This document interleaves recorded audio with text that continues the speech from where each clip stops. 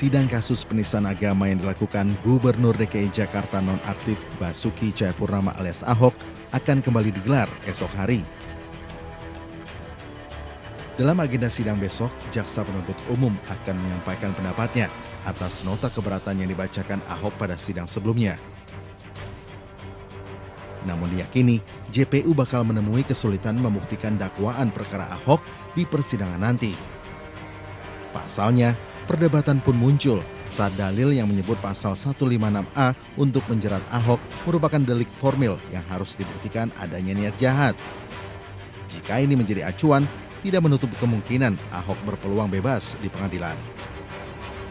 Di lain pihak, ada anggapan bahwa kasus ini tergolong kasus yang mudah dibuktikan. Sebab, pasal 156A justru merupakan delik formil yang tidak perlu dibuktikan lagi apakah ada niat jahat dari pelaku atau tidak. Di sini pula lah, tim pengacara Ahok akan mengeluarkan jurus-jurus jitu di persidangan nanti.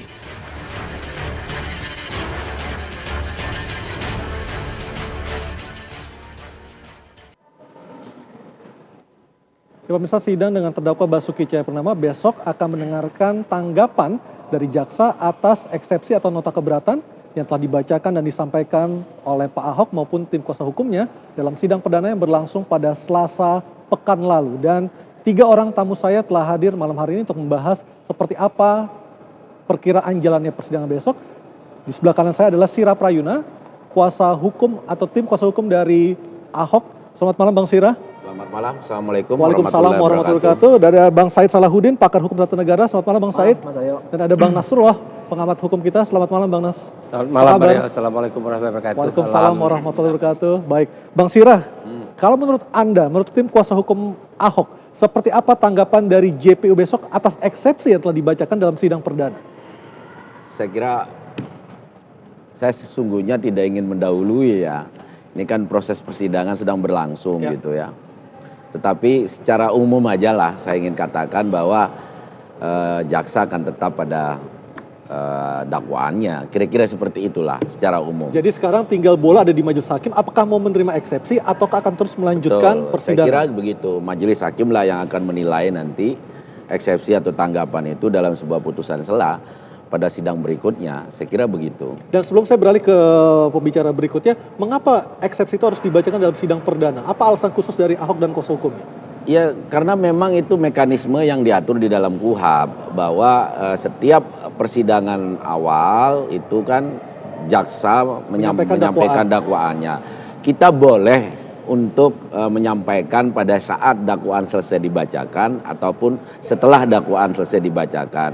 Dakwaan ini kan kami terima lebih awal dari proses persidangan perdana, sehingga kami perlu untuk mengkritisi hal-hal yang kami anggap penting di dalam cara penyusunan dakwaan itu memenuhi syarat pasal 156 dan 143 ayat 2 dan 3 KUHP itu.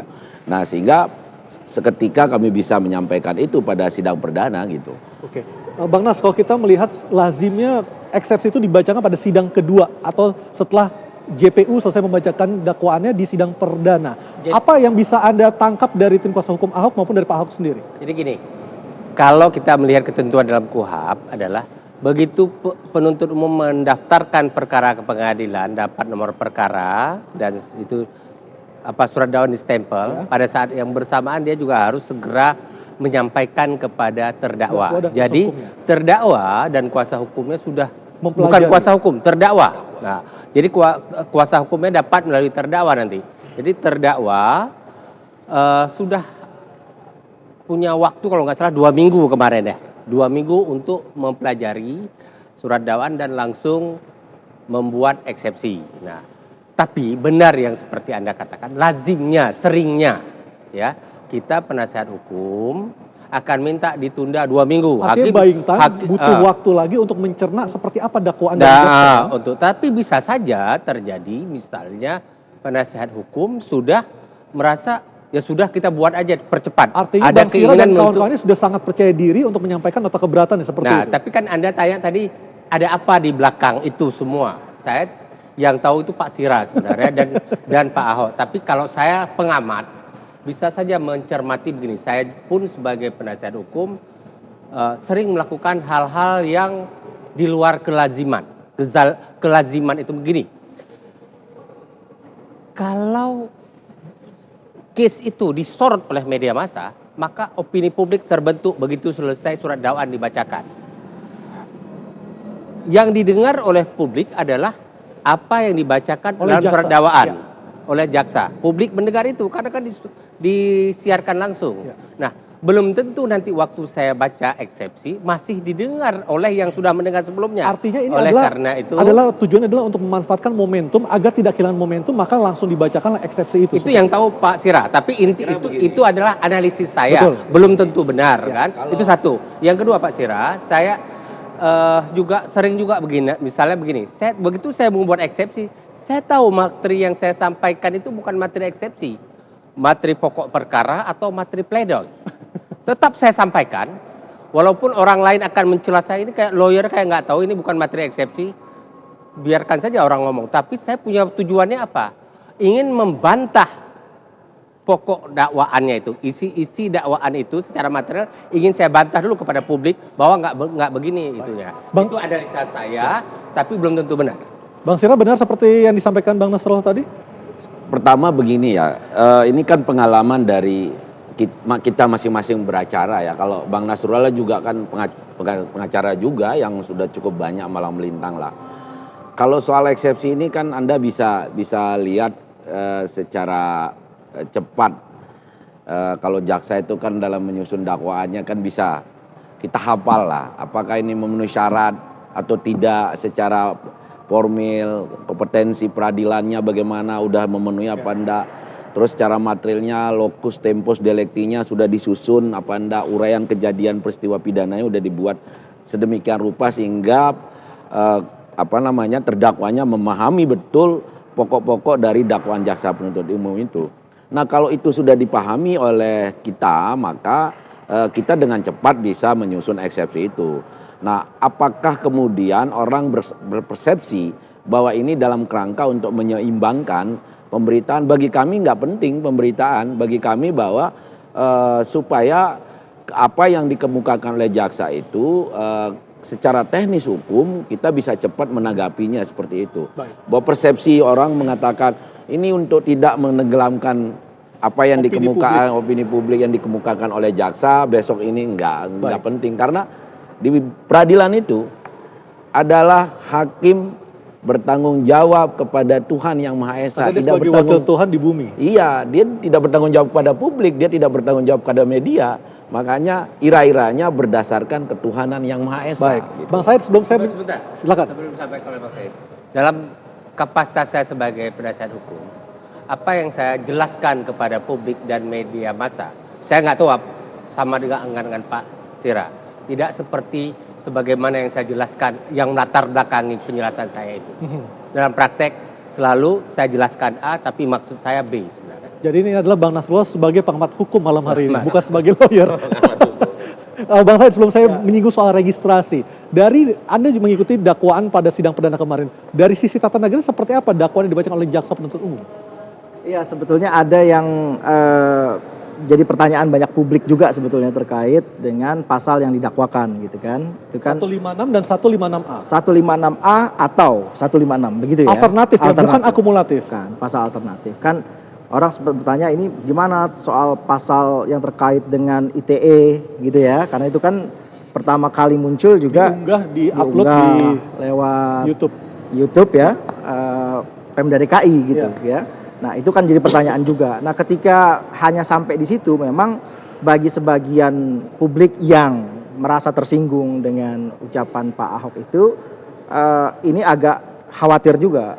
Kalau 156A nya nggak terbukti misalnya kan, 156-nya itu justru ancaman hukumannya lebih rendah lagi gitu. 156 itu 4 tahun, 156A 5 tahun. 156A itu paling lama 5 tahun.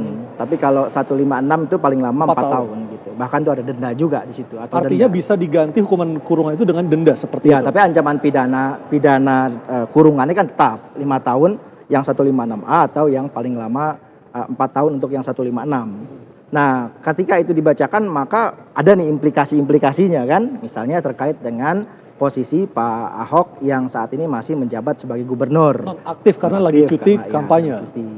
Karena ada ketentuan juga dalam undang-undang Pemda pemerintahan daerah itu yang mengatur konsekuensi jika kepala daerah gitu ya itu dia didakwa dalam suatu perkara tertentu gitu. Setidaknya ada 6 kategori yang disebutkan di dalam pasal 83 ayat 1 itu dalam undang-undang Pemda.